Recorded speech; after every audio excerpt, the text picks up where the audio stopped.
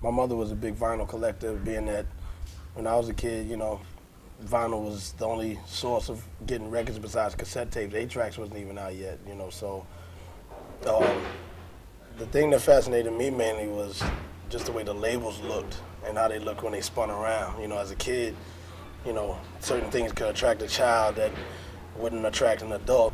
Even that, I was fascinated how the needle knew when the record dropped to move over to the record. I used to try to even take it apart and figure how could a needle know when it's a 33 to start there, and if it was a 45, how to move farther inside the platter and drop down on the record. I used to go over people's house just to see what kind of record player they even had. Being that music was always in my house, as far as my mother being a big music lover, for some reason, even when I was in church, she said I used to climb up and steal the records that they had, like little church records on the wall. And after church, I would sneak in there and climb up there and try to take them down just because I wanted to have the records. I used to even come to church with a 45 in my hand. I mean, at that time, who would have thought I was going to be a DJ, producer / artist and all that stuff? But that happened, from childhood. I even have pictures of me that Stu Fine, I want my pictures back, from Wild Pitch. He has a picture of me surrounded by 45s when I was like at least maybe 6 or 7 years old. Late 79, 80, I was always going to New York to see my grandfather who lived in Brooklyn. And every time I went, I asked him what were the top black stations to listen to, because I was always into black radio. I was also into rock too, because my older sister was into rock at the time.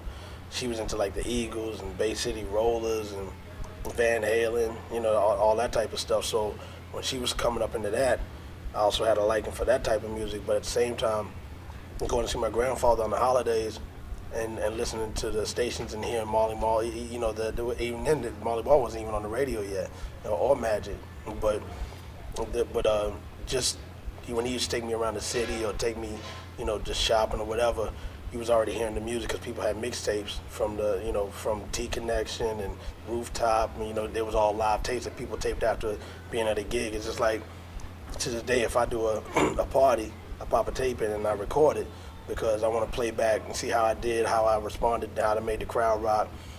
So when I was seeing kids walking around with the big radios already blasting that type of music, I was like, where are they getting this from as a kid? I mean, I probably was almost like 11 or 12, and before I got to junior high. So to hear it then, it just put me into the perspective that, that this is something new, but it automatically grabbed me because the sound of it and the attitude of people rocking over a mic and not singing let me know that was something new that was going to be emerging. I've always liked stuff that was hard and emotional. I like stuff that has, that impact that makes you feel like you're moving a big truck, or a truck is just slammed into a wall.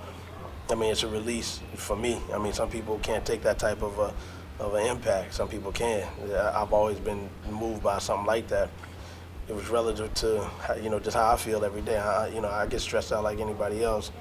And I go through my little moods where, certain things relax me, and usually hardcore stuff relaxes me. If you're a connoisseur of the culture and you're into it like that, from the graffiti side, the b-boy side, even all the dancing and everything, you gotta also understand, it's the same thing like with the dancing part.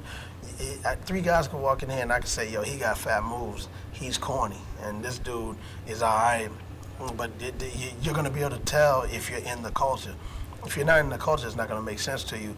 It's like sometimes I even explain to my parents that they'll be like, they saw my show Rage Against the Machine, they were like, well, why are you saying we're showing the police love by giving them the middle finger and you have a brother-in-law who's a cop?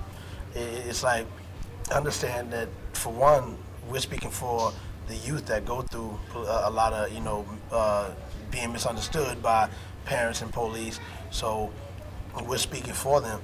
Some of those people don't have a voice to let themselves be heard, but hip-hop has always done that.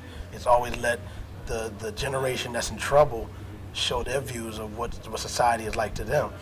And if you don't bring those things out, the world's going to be in a lot worse chaos than it already is. It's already chaotic as it is anyway, but if we didn't have hip-hop, Guru always says the world would be in a lot more chaos.